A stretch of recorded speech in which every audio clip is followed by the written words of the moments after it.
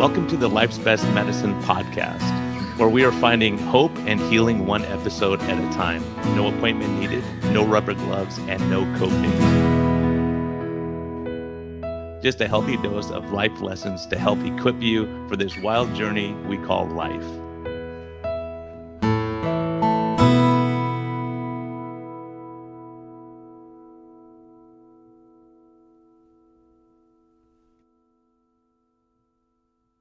Hey everyone, thank you for joining us again for this episode. And I wanted to start out and just say a big, huge thank you. There's some great people who've really helped out. I'm doing some work up in Vacaville, California, and it's an underserved community where people are really struggling financially and health-wise. We're seeing an epidemic of diabetes and health problems that are devastating, right? So, when I saw their break room up at this company, Bocchicchio Fruit Company, a little shout out to them because they care about their employees and they're helping. I'm not sponsored by them, but I'm consulting with them right now, trying to help out. I felt overwhelmed, and so I looked at their break room, and and I couldn't believe it. Everything was garbage food. So these people who work hard all day and are sleep deprived and stressed, they're not getting good nutrition.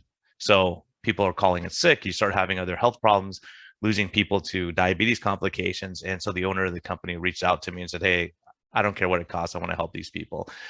They got them continuous glucose monitors. They paid for labs and for them to go through my program. And, I reached out to some people in the community and said, hey, can we help? Because it takes a community. So who responded? Health Code.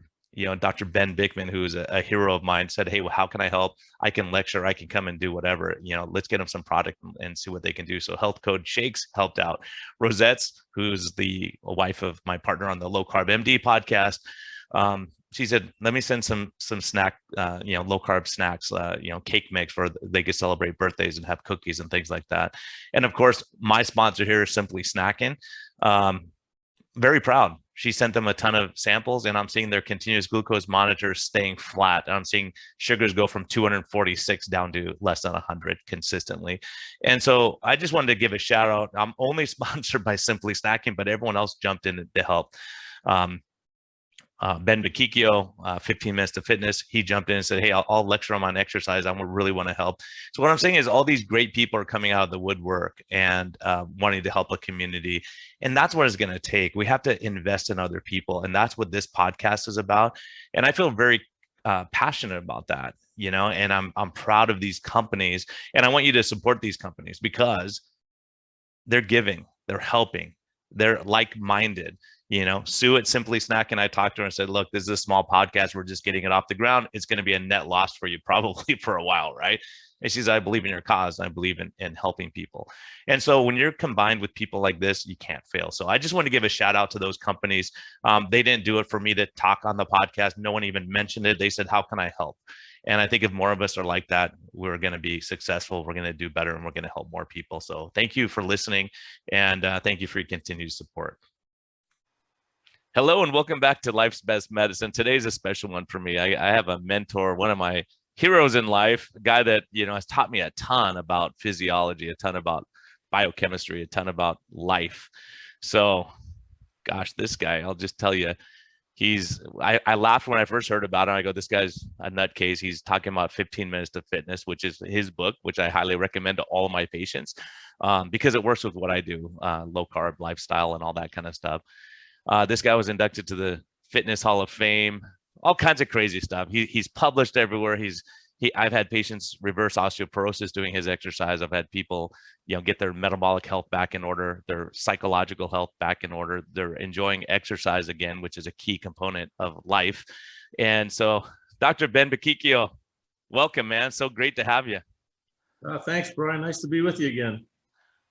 Man, it's always good, man. So tell us your life story, Benny. Tell us how you, how you rose up to do what you're doing now, and what you learned through this experience.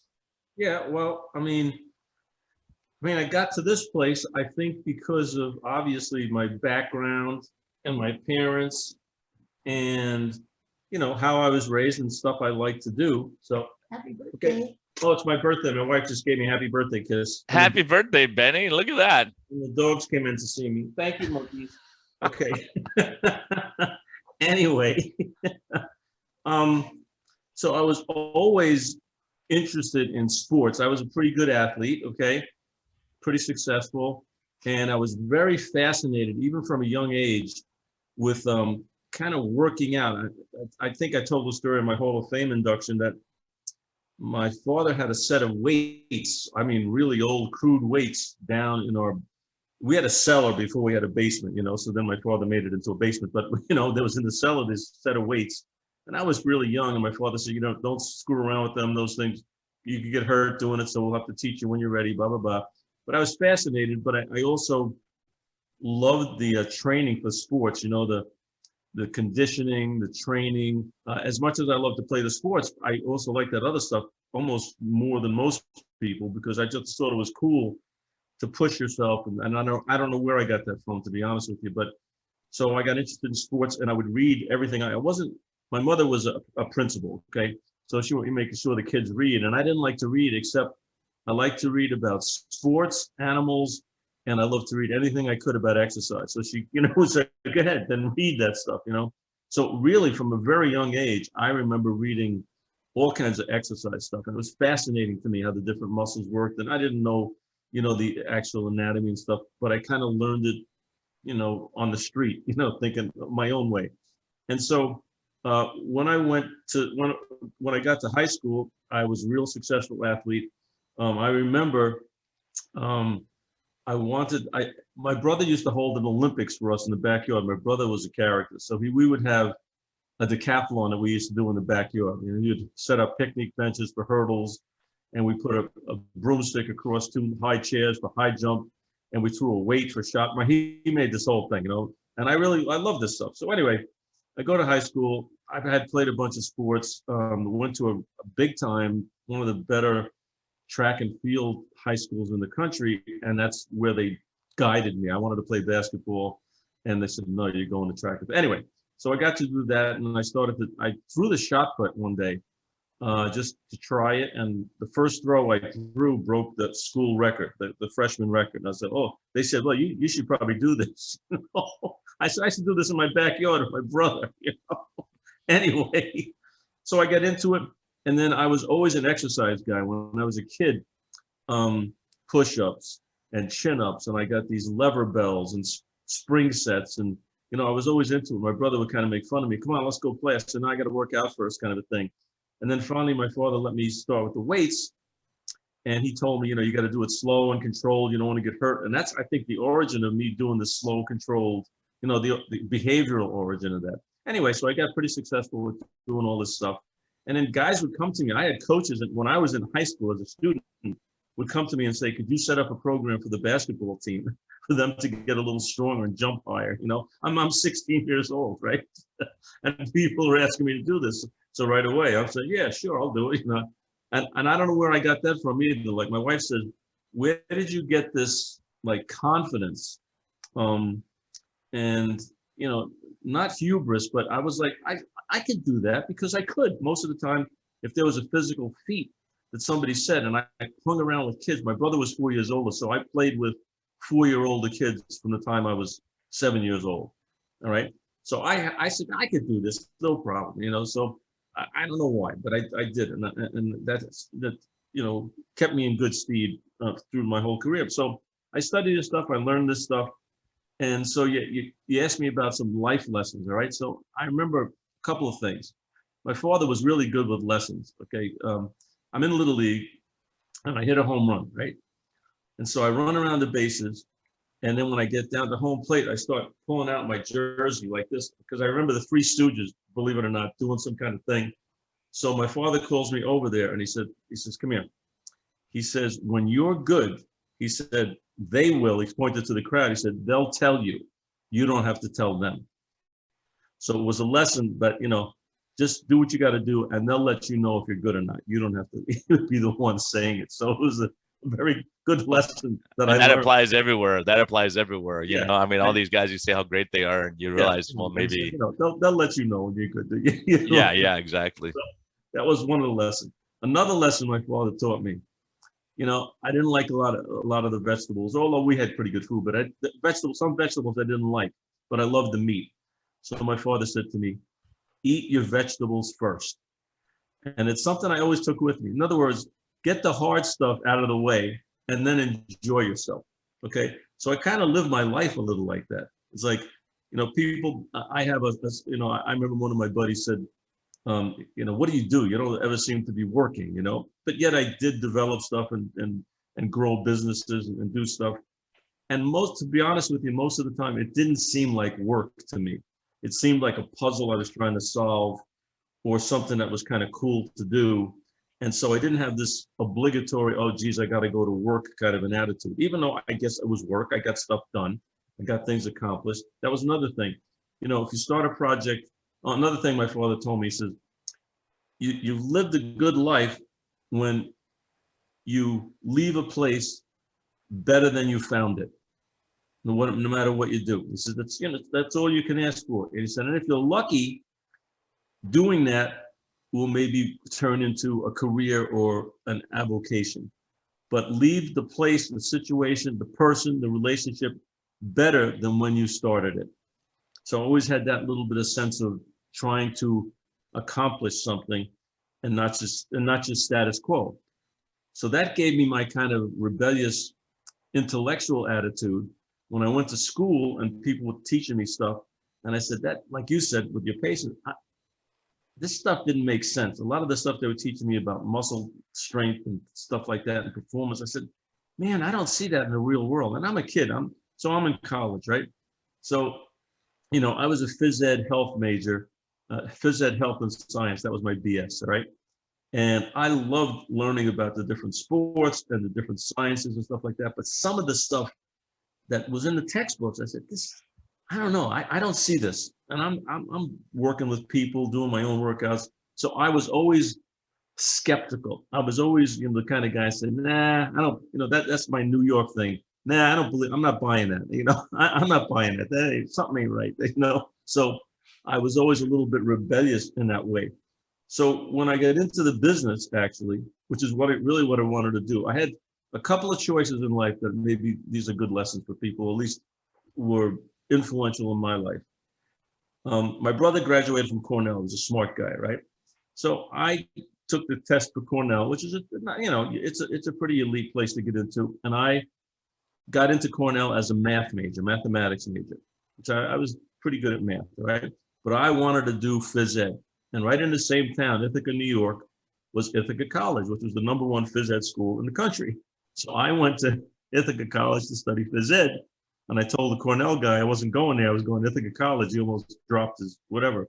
And so I said, no, that's what I love. That's what I want to study. And another thing that happened to me, again, I was a pretty fair athlete, was tested by NFL combine guys, and got a chance to go to the Dallas Cowboys rookie camp. Okay. And I also had a fellowship offered to me to study for my master's degree in Florida Atlantic, part of Florida State. And I wanted to, being in the NFL was like, whoa, that's so cool. But then I realized the guys that were on that Dallas Cowboy team, about 3 of them that were in my same position went to the Hall of Fame. All right. And I said, I talked to my father, my brother. My brother wanted me to go. My father said, well, understand what's going on. He says, they may just want you there because they need bodies in preseason to just, trample on. He says, but if you got to do it, you got to do it. He says, but, I had had a meniscus taken out, but I was still good. I could do everything. Anyway, so I just said, it was a hard decision. And I said, you know what? I think I'm going to go to Florida and get my master's and, just continue to do whatever I like to do. And that was a choice. It was kind of a, tipping point. Who knows what would have happened either way or another, but it worked out pretty good. Okay. I'm still a semi-athlete at 72 years old, so maybe my career lasted a lot longer doing what I did, So my point is you have points in your life when you have to make choices. And I would say I've been fortunate, but I had a good background in how to organize priorities from my parents. My mom would teach me stuff. My father was great at life lessons. I mean, just stuff that I never forgot and always, my father taught me about gravity. Now he taught me about gravity when I was a little kid. We're on a street and there's a hill. In Staten Island where I live, there were a lot of hills. It's the highest point on the East Coast. Okay, we got big hills, right? So we're walking up the hill. He says, you see how hard this is? He says, let's walk down the hill. He said, it's the same place, right? He says, but because of gravity, it's harder to walk up the hill, and gravity helps you going down the hill. And I was a kid, but I understood that concept, and he was good at teaching me. So I had always tried to make stuff real simple, take it down to basics. What is causing what? What is really what we're looking at? And a lot of this other stuff is smoke and fluff, even in science, right? You know how I am with pathways, right? What's the pathway? What are we really trying to do when we do a keto diet or a low carb diet? What are we trying to do when we exercise? What is a drug trying to do? They're all trying to make certain pathways, chemistries, signals happen. And to be learned is to understand how those things happen. And so I can be a better teacher when I teach somebody or give them what my opinion is. It's an opinion based, I think, on a couple of things. One, is it good science? Can I back it up by other people saying, yeah, there's a pretty good chance you're right? And two, does it work in people most of the time? That's my simple rule and guidelines, okay? So I think, Brian, the behavior is the same way. If I act a certain way, is that good for the situation? Is that good for me and the other person? Or should I just forget it? I would rather do nothing than to be in a negative or toxic. I don't have time for toxic and negative. I mean, I really don't.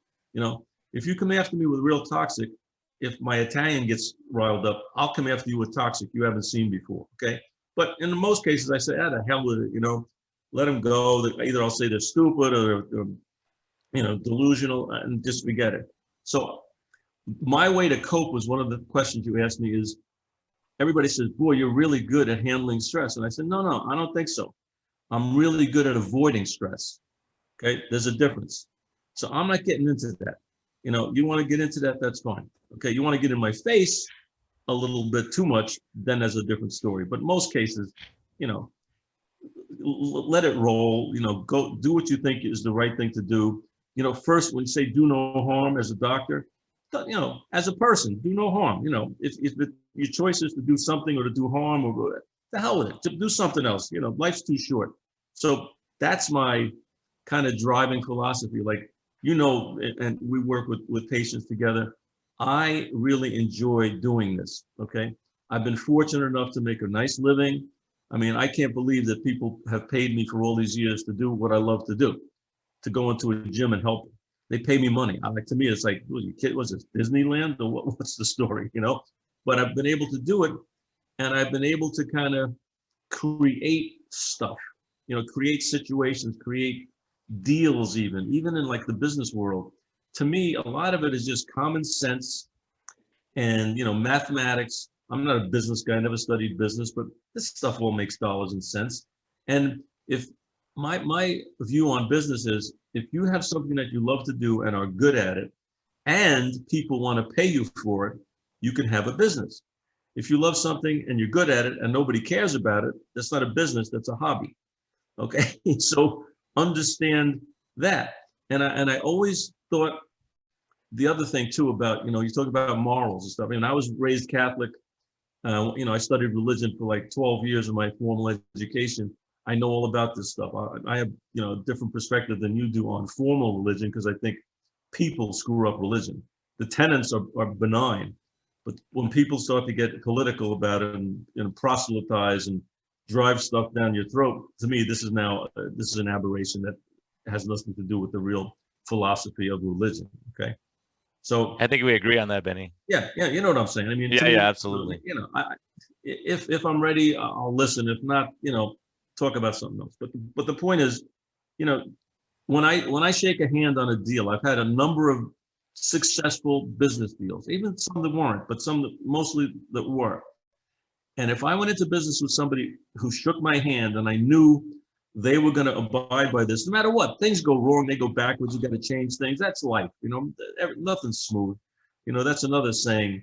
I don't know if my father or one of my coaches said to me, everything that's worthwhile achieving is on the other side of comfort. In other words, you got to do something, you know, losing weight. Is it easy? Is it comfortable? No, if it was, everybody'd be lean and mean, you know. Being honest, sometimes it's not comfortable. But in the long run, it's better. It's just better because it makes life less complicated. And then you can, what the words you say actually mean something. That just simplifies life to me in a way we don't have to worry about what's around the corner or what's going to happen, what shoe's going to drop. I'm not into that. I don't want to do that. Okay. And I don't want to deal with people who do that. And I've turned down some deals which were very potentially lucrative because I didn't like the people. Something about them I didn't like. Now that maybe that's, you know, intuitive, or maybe it's just being stubborn. But I said, nah, you know what? It's not worth it. I remember as a kid, I started my gym, a little studio, in an old factory building with money I borrowed from my parents and my brother, and I had a few bucks I had from teaching in graduate school, and I started this gym, right? And so I was making in the, what the hell was it? I guess the early 70s, I was making 40, 50, 60 grand first, which was a lot of money then for a kid. Hell, I lived with my parents. I had a Volkswagen. I was like, I could do anything I thought, and I kept putting the money back into the gym. But in any case, I had a chance to go and operate the Nautilus headquarters in New York City for, I think it was 50, 60 grand a year, all expenses paid, apartment and all this stuff, which was a pretty prestigious thing. And I had started my little facility, and I wasn't making that much that first year. And I said, you know what? I don't want to have a boss that's going to tell me how to interpret what should go on, even though they said they wouldn't. So I said, no.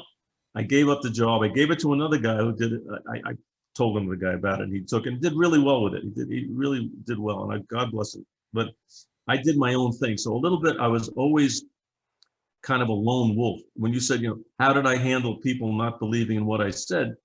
I'll tell you the truth, Brian, I didn't care. I mean, really, that didn't affect me. I was going to do what I was going to do, and it happened that it worked out okay. So that success fed my drive to do it, but I wasn't here to change the world. It happened that many people came, literally in my 20s, came from all over the world to learn what I was doing and how to use these Nautilus machines, which is a new thing, a big thing. And I just took it in stride, and I didn't charge them. I didn't even think about charging them, to be honest with you. I said, yeah, come on and see what we do. Take a workout, bring somebody over, we'll show you what's going on, and, shook their hand, and good luck. If you need me, call me, kind of a thing. And so I didn't even have a name for my system. Okay. And I had an accountant, God rest his soul, he was so old, he was not a CPA, he was an RPA, which was a registered public accountant, which was what they were before they were certified public accountants, okay? And he told me, he was a very wise man. When he said, when I first came to see your business, I was in a factory building, there were no signs, nothing. He said, I knew you couldn't succeed, you had to fail. You did everything wrong. And 3 years later, we invested $100,000 into one of my deals, right? But he said the most unusual trajectory for a guy being successful, because he did everything wrong. No publicity. You didn't even know where the place was. No advertising, but it grew. And I did this a number of times, okay? I always thought if you had a good product, people wanted it, they'd come, build it and they will come, kind of a thing, So that was, again, one of my philosophies. And so even up until the last few, 10, 15, whatever years, don't forget I've been doing this almost 50 years. I mean, a lot of people didn't know who I was, and that didn't bother me because they didn't, number one, they didn't provide me any income. Number two, I didn't care if they knew who I was or not. My life was good. I mean, I lived in a nice house. I drove a Cadillac. I thought, what the hell? What else is there in life? I'm happy. I'm healthy. My family's good. I said, that was it. And I just kept studying. And as you know, I did a second doctorate because I had 3 businesses, major business. I had the largest fitness center in New York City, 2,700 people, restaurant, salon. I mean, the whole kit and caboodle, tennis, racquetball. So that was one business. I had a cardiac rehab center that I went into with a bunch of docs in Brooklyn. And I had a low back treatment center in Miami Beach that was international. We had people coming from all over the world for treatment. And in every one of those cases, the main problem that I saw was my back patients were too fat, my people at the gym wanted to lose fat, and my heart patients were too fat. So when I studied for my second doctorate, I wanted to study the effect of exercise on long-term weight loss maintenance. Because in my opinion, losing weight is not the biggest problem. It's maintaining the weight loss. So I wanted to study that mechanism. So I studied that, came up with a bunch of ideas.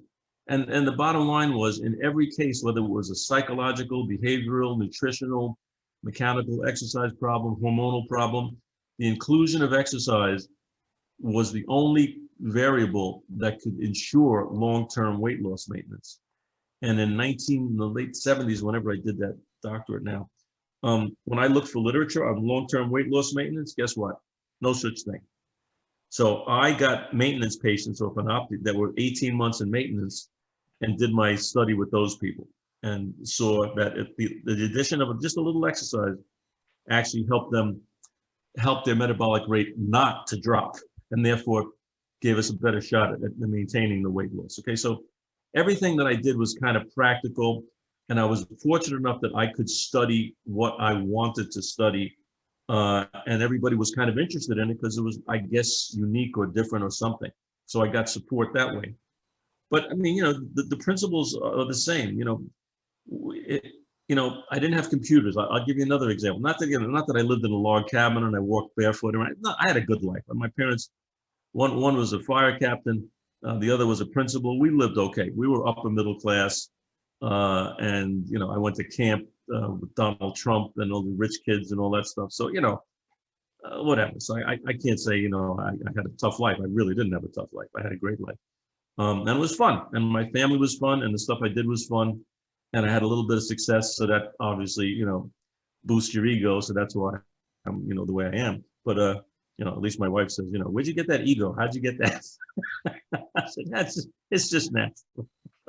But that's what's funny about you, Benny. You come across as having an ego, but when you know you go, look, you're doing what you love.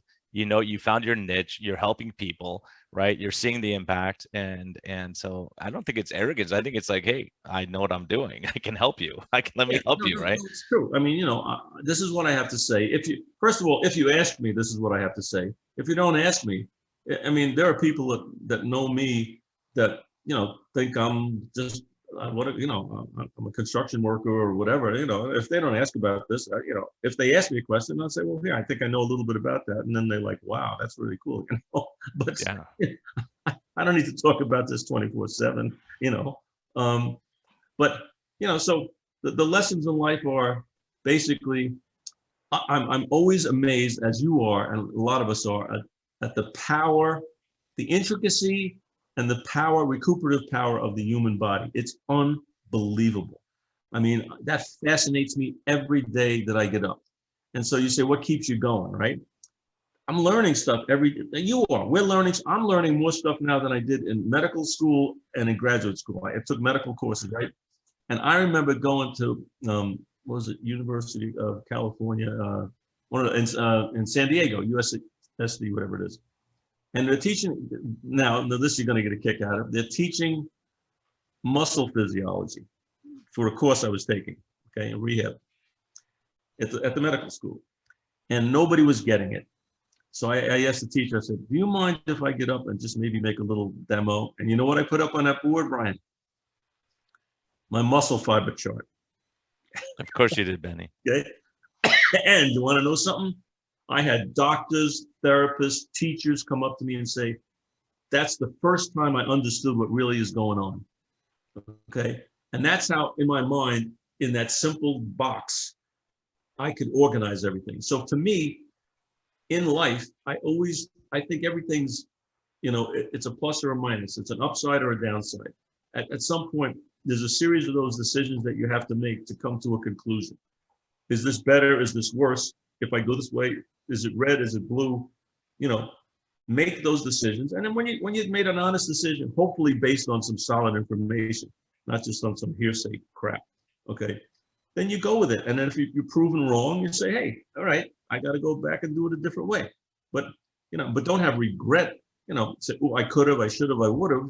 Oh yeah, okay, yeah. If we were Nostradamus, yeah, we could all be, spectacular people or whatever, successful. But we're not. So you try to be honest and know, in my opinion, if you're supposed to be an expert in your field, okay, you try to be really well informed and current, but also be skeptical. Because you and I know now, and I know more than I did 25 years ago, that studies that I swore were done by really good guys, and they maybe were really good guys, were somehow inaccurate. were somehow misleading or misinterpreted, right? They take it different yeah than yeah what we really saw. And we've seen that, I think, in the last year more than ever. I think we're seeing a lot of that where we've lost faith. I've lost faith in a lot of research. I've lost faith in who's funding the research. I've lost faith in science, in medicine. I've been so disappointed by people. That's why when people like you roll along and say, "Hey, look, here's the real life," and I think, Ben, one of the big things is like, when we talk about weight loss, like maintaining weight loss, and we talk about these studies, like, okay, they put these guys in the hospital and they locked them up and they give them 500 calories of donuts, or they give them 500 calories. There's no difference. It's just calories in, calories out. But when you start understanding the physiology, you start understanding hormonal interactions, and realize that real life happens. So when you're locked in a hospital, is a lot different than when you're at home and your wife cheats on you, and you lose your car and all this stuff happens. How do you deal with that? And I think that's another thing of your expertise in exercise. Sure, you're going to burn calories. Sure, you're going to have hormonal changes. Sure, you're going to be more dedicated and devoted to what you're doing. But also there's physiological effects of stress relief and just knowing you're on the right track and moving forward. I think that's a huge variable that a lot of people just don't grasp. They don't understand the impact that exercise can have and good attitude can have. yeah I mean, I can say this honestly, and I've seen it repeated literally thousands of times. There is not one time in I remember when my father died, and I was very, very sad, okay, because he was a cool guy, right? And I loved him. And I think about him every day. But I remember I went into that gym and I didn't feel like doing anything. And I did a good hard workout and I had tears in my eyes, okay? But when I got done with that, I felt better because I knew he would like what I was doing and it was a good thing. So every time I've gone into that center and done my one of tens of thousands of workouts, and I only do it twice a week, but I felt better. You go in there feeling crummy, felt better. Go in there feeling good, felt better. And all of my clients and patients say the same thing. I feel better. So you don't have to be a genius to figure out this is probably a decent thing to do. Okay. So you may not like my wife says, I don't like the workout, but I love the results. Okay. So you have the discipline and the organization and the drive to do this thing, which is going to be good for you. And that there's really a lot of benefit, bang for your buck for your time. That's why I developed that system to take all the chafe out, okay, and get right to the heart of the matter. Let's get this done. And I'm a minimalist. Let's get it done in the shortest period of time with the shortest amount of effort, not physical effort, but scheduling effort and things like that. Let's get it done. Let's get out of Dodge. Let's do something else. Okay. And obviously we want it to be safe. And that's it. I mean, that's the basic premise of my whole idea of how to train, but it works. It's based on science. And in fact, if it didn't take 15 minutes, I probably have to make it take 15 minutes behaviorally and physiologically. You can't take much more of that.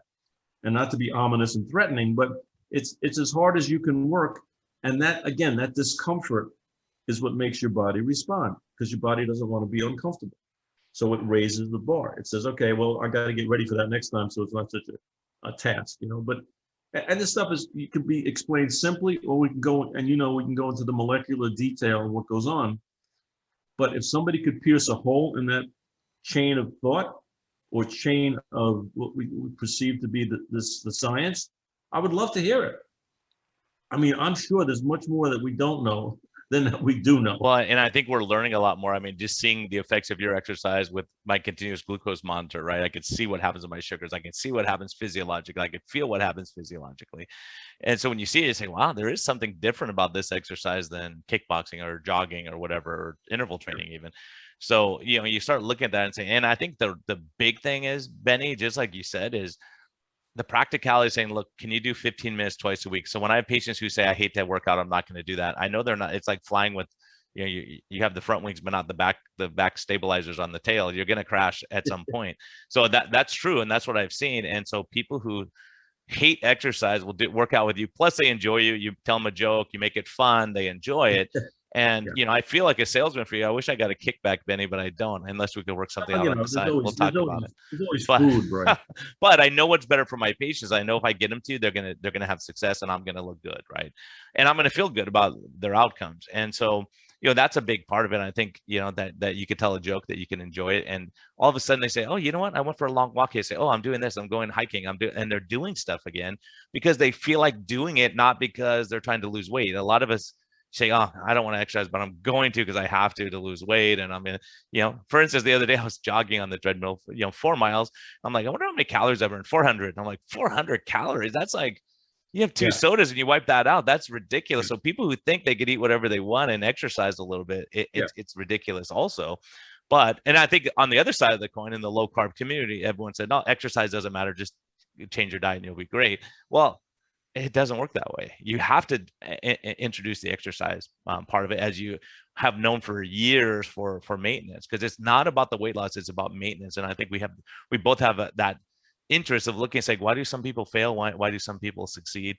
Right. The emotional aspects of food, as Joe Niflin teaches us, the addictive qualities of certain foods, and the associations we have, like, Saturday morning cartoons, eating terrible cereal, right? And whatever, all these different products we know, we could all, something will come to mind for people listening.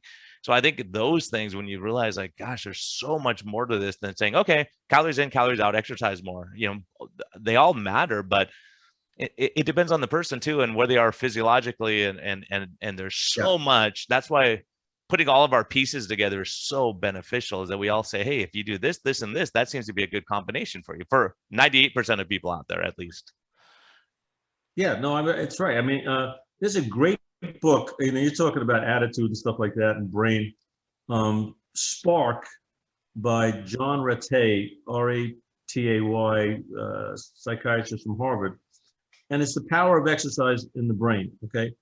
And for example, a big study done at Duke, a big legit study, Duke's pretty good, solid place, took women with a certain level of anxiety, depression, matched up the groups, okay, blah, blah, blah, apples to apples. One group did Zoloft, one group did exercise, okay?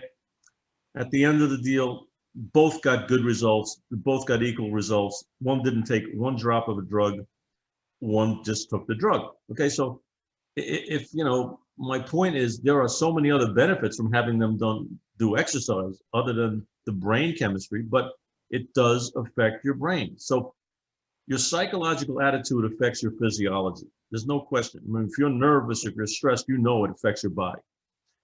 And your physiology affects your psychological milieu. How about milieu? No, but affects I knew you can. I knew this is the inside joke. Benny uses that word every time he speaks because he knows the one big word and he uses it. Yeah, I know. I learned it like in the 3rd grade, and I love it. They do. Anyway, no, but so those things are yin and yang. And they create a balance. And sometimes one is out of whack, and the other can help get back into a homeostasis, an even playing field. So understand, there's total value of this stuff. This real value. It's not perceived value. And you may be able to, change your attitude by, like you said, reading, meditating, praying, taking a sauna, jumping in an ice. I don't know whatever works for you. But what I like about the exercise is it's not only that release, because when you're doing this kind of exercise, you are not thinking about your mortgage, your girlfriend, your wife, your car. You're thinking, Jesus, my quads are on fire. Okay, my shoulders. That's what you're thinking about. You don't know what music is playing. You don't know if it's raining or sunny. Okay, and it's a real good release because you're getting, almost like a sensory deprivation for 15 minutes of just this focus. Yeah, and I'll tell you, that Benny, and I have a lady, she lost 18 pounds. She was a little plateaued. She lost 18 pounds after she took up knitting, because she spends an hour a day just sitting there knitting. She's not burning that many calories knitting, I'm pretty sure. I don't think it's that, unless she puts weights on the end of it. I'm not sure. But she said, I tune out my husband, my kids. I just focus on that. And it's my after work. That's the time I snack and I stress. And I could just think about life and just relax a little bit and be in the moment. So it could be working out, could be these things. Now, exercise is going to have an extra physiologic effect, but there's another study that came out that said meditating for half an hour a day and exercising half an hour a day has great results on weight loss.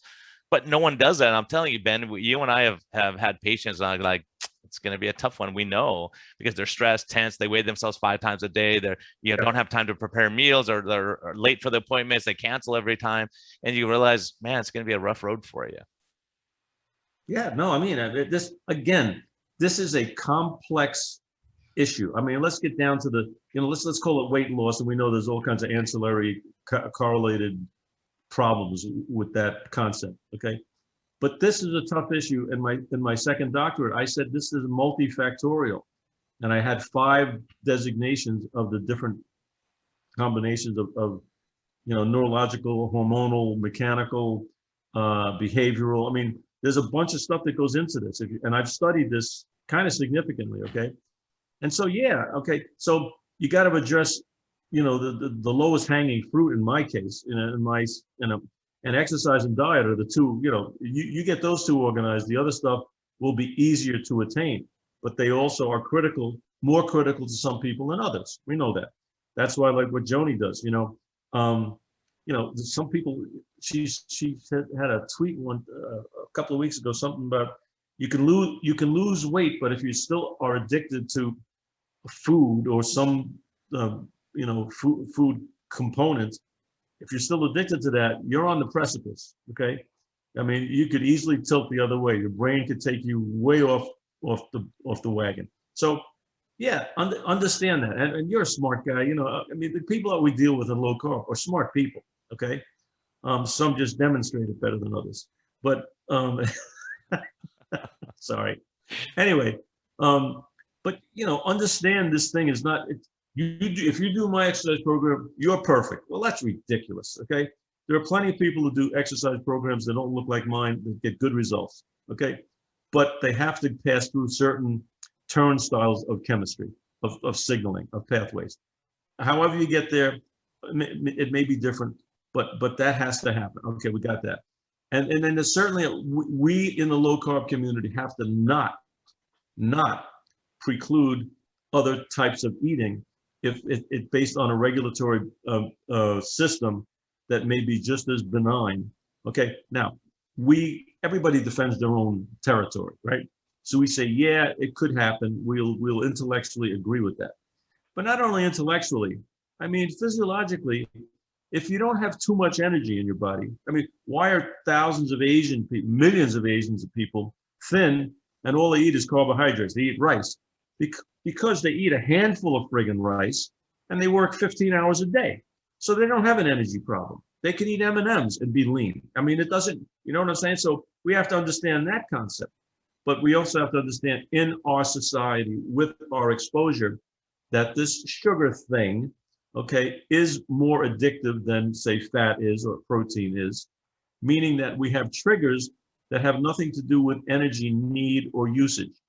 Okay, these are brain triggers. So, and again, the behavior, the psychological status, the hormonal effect of these things has to be taken into account. So I think all in all, as objective as I can be, that it's probably easier or simpler or portends better success if we try to work with carbohydrates, because they have that extra added killer aspect to them, where they just you just want to eat them when you eat them.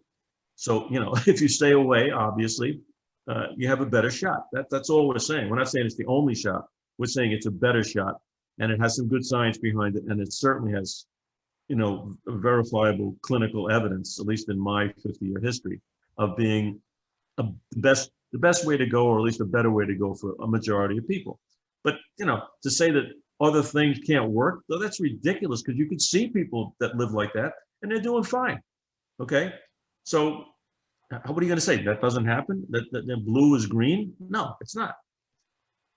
Yeah, and I think it's important that we learn and say, okay, it's working for this person. How are they doing it? There's some people out there that I don't really care for necessarily, but they're having success. So go, okay, maybe take a little nugget from this person, a little nugget from that person, and you go, okay, what works for this patient? Because some patients are going to say, look, I'm not giving up certain things. Okay, how do we adjust for that? Mm-hmm. Are you going to work out a little more? Are you going to earn your carbs? Is that what's going to happen? Or are you going to do it every 2 weeks? Can you, what works for you? And I think I just gave a talk called One Size Fits One, meaning what works for you. It doesn't matter what Ben's doing. It doesn't matter what Jason Fung's doing. It doesn't. What works for you? If you hate fasting, then don't fast. If you hate beef, then don't be carnivore. And so you have to figure out what works for you, or working around it, and then understanding that there's going to be certain, like I have a patient who's diabetic, and she says, I want to come off meds. How come I'm not coming off meds? I'm like, You had 4 pieces of pizza last week. You had 2 donuts last week. You're never going to come off. It ain't going to happen. It's not going to happen unless you can give those things up. So you have to determine what's more important, coming off meds or having that pizza that day, right? If you say, hey, I don't care about 6-pack abs, then okay, then you don't have to, starve yourself, right? There's certain things you go, okay, what are my end goals? Where am I starting from? And how do I get there? If you run every day, training for a marathon is not going to be that tough. If you haven't worked out for 2 years, it's going to be rough, right? You're going to have to start training now to get ready for that marathon. So I think that's the thing, is this mindset. And like you said, you have to go through some discomfort to get your goal. Like I had to give up a lot to be a doctor. I had to, there's a lot of holidays I missed, times with family, birthdays, whatever, and you're in the hospital working. And and all doctors go through those things. And so you go, okay, you have to pay that price. If you're not willing to do that, you're not going to be a doctor, right? You can't just say, I'm going home. Sorry, you have a heart attack, but I got to get at home. It's dinner time. So I think it's all those kind of things that where you start realizing there are sacrifices for what we do. But if you love what you're doing, as a matter of fact, last night, Ben, a friend of mine, said, hey, seems like you're working the same hours you always have. And I go, I kind of am, but I'm enjoying it. It doesn't seem like work. I mean, you can call it work, but I'm sitting here talking to Ben like this, like I do with my patients, and we laugh and we enjoy life together. Yeah. That's not torture, I mean, it's not. I enjoy it. And so it's figuring out what you love. And I think that's one thing. It's very clear you love what you do. You love people. You love helping people. You love seeing the results. You call me, we have a lot of conversations after hours, say, hey, what about this? Look at this guy. This guy's doubling his strength already. And, so it's exciting to see the results of the fruit of your labor too. You're seeing that you're helping people. Sure. No, that's reinforcing. And the fruit of an individual's labor when they achieve their goals. And, want to know something? Playing sports is a great metaphor, but also a great learning tool. You're going to get knocked down sometimes. You're not going to have your best performance sometimes. That's friggin' life, okay? But, the old rah-rah, it's not how many times you fall, how many times you get up. Okay, a little bit, like my father would say, all you can require from yourself is to do the best you can at that moment. But do the best you can, okay? No matter the outcome, do the best you can, okay? And sometimes you just got to live to fight another day. And as simple as that. So be real. I think realism is like maybe one of my strengths. It's like, come on, let's be realistic about this thing. Okay. And when you eat, let's say the analogy is you got a big sandwich. That's the fat in your body. Okay. Take small bites. Don't stuff the whole thing down your throat because you'll choke.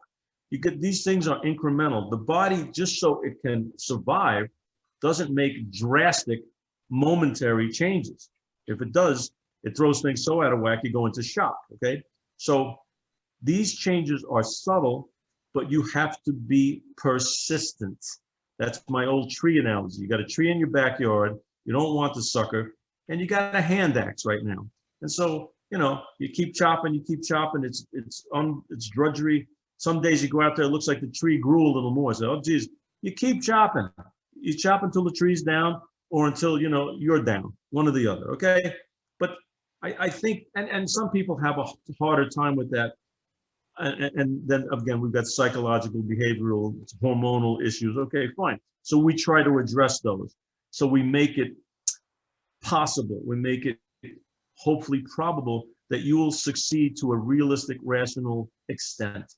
Yeah. And there's glory in that. There's reward in that, and you're a better person, and it sounds like pie in the sky, but you're a better person. So the people around you will be better people because of it. And how the hell can anybody argue with that? I mean, isn't that a very interesting thing, no matter what it is that you do or like in life? I mean, you're better, and it's rewarding. I mean, it's ego. It builds your ego. If you're better at something and you've accomplished something, it's good for your ego. I mean, nothing wrong with that. Yeah, I was thinking what you were talking about with, with sports and getting back up. And I was thinking, I remember when George Foreman came back, he was this big older dude. Yep. In between rounds, he stood up the whole time. You're like, he's not sitting down, because he knew if he sat down and stood up, it was going to waste more energy than just standing up. So sometimes if you don't fall as many times, or you don't sit as many times, and you stay on your feet, you're going to do better. Plus, his opponent was saying, this guy's not tired. He's standing up the whole time, and he was sending a mental message to the other guy too. Right. So I think there's a lot of that. I see a lot of people who who fall too many times, and and the effort of getting back up every time, and slower every time. But some people say, okay, I get knocked down enough, I'm not getting knocked down again, I'm going to stay in the fight. Right. Right. The other thing, that's a very good point. Okay. In an analogy sense. Okay. They fall down a lot of time. And this is where we come in. Okay. They fall down because we've given them a shaky platform to stand on. So you're going to fall down. In other words, you go to that's the beginning of my book. You go to the doctor, he tells you, you got to start doing more exercise, go walk, go jog. You got to cut down on fat. You try like hell. It doesn't work. You know why? It's the wrong prescription. And that is what annoys the hell out of me, is that these people really are. You think people are trying and going doing these things because they don't want to succeed? Well, that's ridiculous. Okay. They're given the wrong information. That's what we're about. Giving you honest, good information to give you a better shot of not getting knocked on your butt. Now giving you a better shot of being able to withstand the travel, the journey, okay, the battle. Yeah.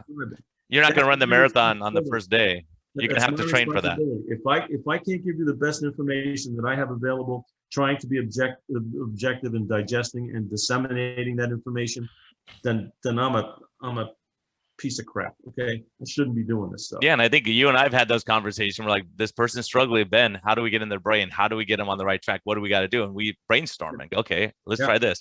Maybe we have to be a little tougher. Maybe we have to be a little bit easier. Maybe we have to, whatever it is. It's like, hey, okay, have some self-compassion. Don't worry about it. We'll pick you up. Let's do this thing together. But that the biggest, it's just like anything. You could be the best coach in the world, but if you have players who aren't invested and they don't believe in your game plan, then forget it. Ain't gonna happen. And if you have the best players in the world, but the coach is terrible, well, ain't gonna happen either. So I think it's one of those things where this one size fits one. I love this because it's really saying, hey, what works for you? Exactly. Right? If you say, no, you can never have carbs in your life again, and people freak out and they say, forget it, I'm not even going to try. If I say, you're going to run a marathon tomorrow, forget it, I'm not even going to try. I say, okay, here's our plan. We have an agenda. Here's how we're going to do it. Right.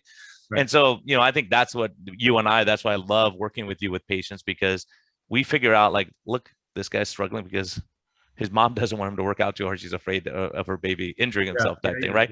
You run into those things where it's like, hey, come on, man, you gotta do something. You can't just sit there when you're sick. And so, I think all these things, it's great that we could work together. And I'm loving every second. Because we enjoy each other's company too. Well, you're as bizarre as I am, so it really works out pretty well. So, yeah, no one else gets us, but we do, I guess. Yeah, that's all right. We'll take it. So Benny, in closing, man, what do you think is because I know you're a busy guy. What's your life's best medicine? When you go, hey, things are getting harder, I'm down or whatever, like, what do you say? Or you're on your deathbed and you go, okay, guys, here's what really, really matters. Like, what would you impart to people? Because you've been around a couple years, and it's your birthday today, man. Yeah. I mean, I think, again, number one, appreciate your position. At least in my case, I know there's been some semblance of luck involved, but also be ready for the opportunities. And I think there's stuff to enjoy in almost everything you do. In fact, maybe in everything you do. And sit back and appreciate it. Again, my father, I remember we'd go outside, to throw the ball around and stuff, and it was like a beautiful day out. And my father would go, this isn't a day, this is a day and a half. In other words, this is great, isn't it? So, if you have family, okay, I mean, you may not have the best job in the world, but here's another thing, and I'm not like, super flag waving patriot, but you think that there are many better places on the planet to live in a better time in history than right now? With all the crap that's going on, how many people in the history of the world wouldn't want to trade places with us and the opportunities that we have and the freedoms that we have, no matter all of the sores and scabs politically and everything else? Still, this is one hell of a place to be. Like when I'm out on the golf course and I'm with my buddies and it's really nice out and I'm in this beautiful golf course, and I say, you know what? There are a lot worse places to be. And think of it that way a little bit. Be grateful that we get to be where we are and try to take advantage of it. And don't look at some other person, well, look what they have. No, look what you have, okay? And make the best of it and do the best you can for your family, yourself, and people that you deal with. That's my philosophy. Man, I think that's great wisdom. I know it's great wisdom. Count your blessings. Don't Yeah, be upset when someone else gets a nicer car, then you'll be happy for that person. I think when you live your life that way and you're genuinely happy for people, if they're losing more weight than you, or they're getting stronger than you, or whatever, they're getting a higher degree, whatever. Just appreciate what you got. I think that is a huge thing. And the patients I see who appreciate things and have gratitude and don't get so worked up, they say, okay, I had a bad week, but next week will be better, right? sure. Instead of saying I had a bad week, so everything's gonna be terrible the rest of my life. So okay, get your mindset right. And I think there's so much of that, of gratitude, and I hear you say, hey, look, I was trained by these great people who taught me this. And you don't take all the credit for yourself, but you give credit where you have mentors who taught you things, and Sure. people who you've been able to impact, that you've been able to lift up. And I've seen your impact, Ben, on so many people. Jeff Cotterman here at Tri-System taught him your whole routine, how to do it. And you spend years and years develop that, and you just say, here you go. And I know you helped me when I'm consulting up north, and you go, hey, let me come talk about exercise. Cool, right? And you're helping people, and you're going to see these people get better, and there's a reward in that. It's not always a financial reward. There's an emotional reward and a satisfaction of saying, like you said at the very onset, I've made the world a better place. I've had a positive impact. Yeah, what else? I mean, what else? If everybody did that, would the world be a better place? Obviously. So, Yeah. yeah, no, it's and another thing my father used to say when people were worried and well, this and that, he goes, hey, don't worry about it. How long can it last? Another 30, 40 years? Yeah, after that, everything will be better. Yeah, don't worry about it. Another 30, 40 years, it'll all be better. Don't worry about it.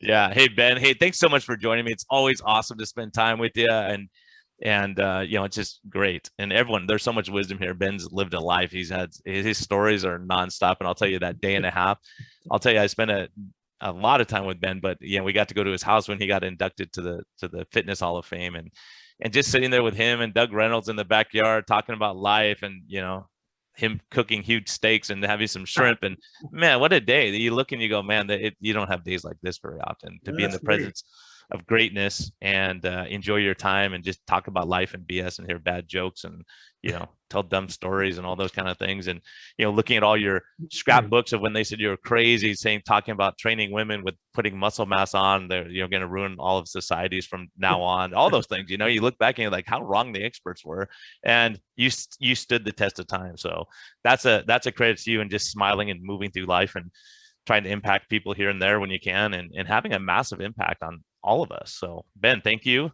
And hey, my pleasure. Everyone, thank you for listening. Thank you for supporting the podcast, and be kind to yourself, be kind to others, and count your blessings.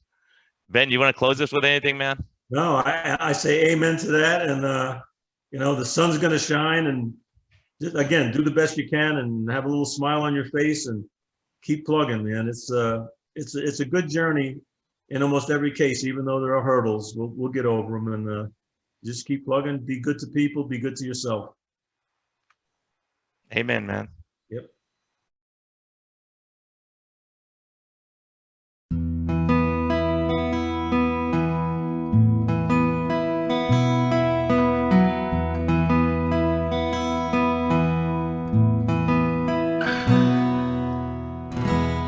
Thank you for listening to this episode.